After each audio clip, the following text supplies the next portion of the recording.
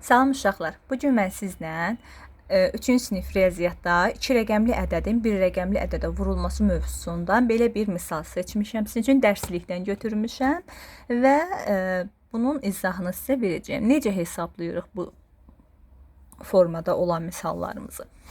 Baxın uşaqlar.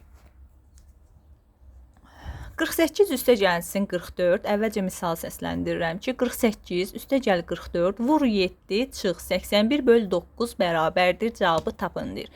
Biz bilirik ki, hər zaman hesablama işi aparırsa, əgər mötərizə varsa birinci mötərizənin içini hesablayırıq. Əgər mötərizə yoxdursa vurmanı və bölməni. Vurma və bölmə varsa vurmanı birinci etapda, sonra da bölməni hesablayırıq. Cavabı yazırıq, həll edirik. İndi biz burada nə edəcəyik? 48-in üstünə 44 gəlirik, eləyir.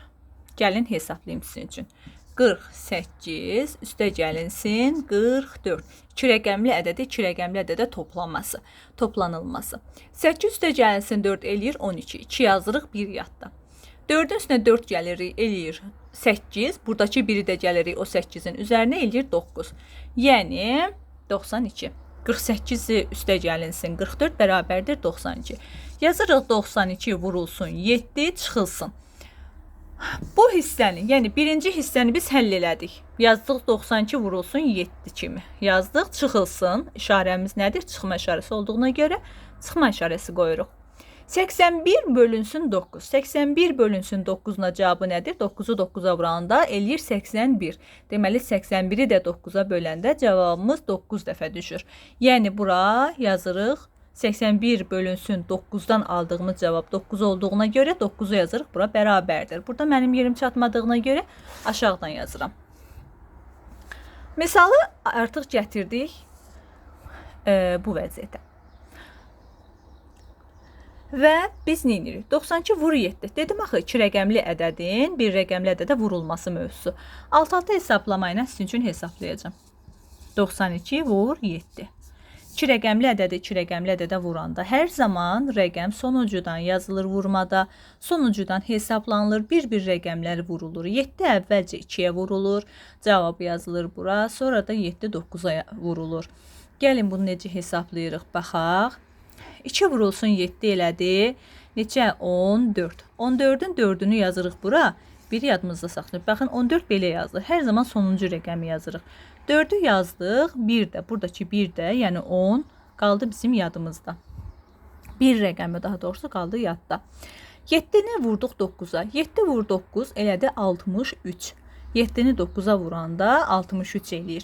63'dür. Üzərinə gəlirik. Burada yadımızda qalan bir rəqəmini. Bu da eləyir 64. 64'ü də hər hansısa bir rəqəm 7'dən sonra bir vuruq yoxdur. Və yaxud da 92'nin qarşısına rəqəm olmadığına görə biz elə 64'ü bütöv şəkildə yazırıq buradan. Cavabımız eləyir 92 vur 7'də. Cavab eləyir 644. Deməli 92 vur 7, cavabımız elədi 644. 644 olduğu kimi köçürdürük. Çıxılsın. Baxın, çıxma əməlini qoyduq. 9. Neçədir burada? 9. Bu 9'u da yazırıq buradan. Və bərabər işarəsini qoyuruq. Uşaqlar, 644'dən 9 çıxmaq üçün bunu bəzən alt-alta hesablayırlar, barmaqla hesablayırlar. Hər kəs özünə asan üsulla hesablayır. Baxın, bizdə nə var? Yüzlük var, onluq var, təklik var. Təkliyimiz təklikdən böyük olduğuna görə biz nə edirik? Onluq və təklikdən bu təkliyi çıxmalıyıq. 600 olduğu kimi qalır. Yüzlük olduğu kimi qalır. Və 44'dən biz çıxırıq 9'u. 44'dən də 9 çıxanda uşaqlar bunu hissələrə ayıraq. Bizə asan olsun. 9'un tərkib hissəsi nədir? 5 və 4'dür. Düzdür? Bu 4'dən bu 4'ü çıxanda burada qalır 40. Burada qaldı 40. 40'dan da 5 çıxanda qalır 35. Deməli, şifahi olaraq hesablayanda izah elədim sizə. 644 çıxılsın 9 bərabərdir 635. Yəni biz misalımızı, baxın bu misalı bu şəkildə yazırıq. Sizin qarşınıza əgər bu formada bir misal çıxıbsa, belə eləyim ki, siz çaşmayasınız. Aha, bir dəqiqə. Bu formada bir misal çıxıbsa qarşınıza, mütləq belə hesablanır. Əvvəlcə mötərizənin içi hesablanır, vurulur 7-yə, bu rəqəmə, vurğa. Sonra çıxılır, bölmə əməlini yerinə yetirirsiniz. Ondan sonra da bu şəkildə ardıcıl olaraq misalı qurub həllini apara bilirsiniz. Sualınız, bir sözünüz, hansı mövzuda çətinliyiniz varsa, mütləq şəkildə şərh bölməsində qeyd edin. Həmin mövzu haqqında izah verin.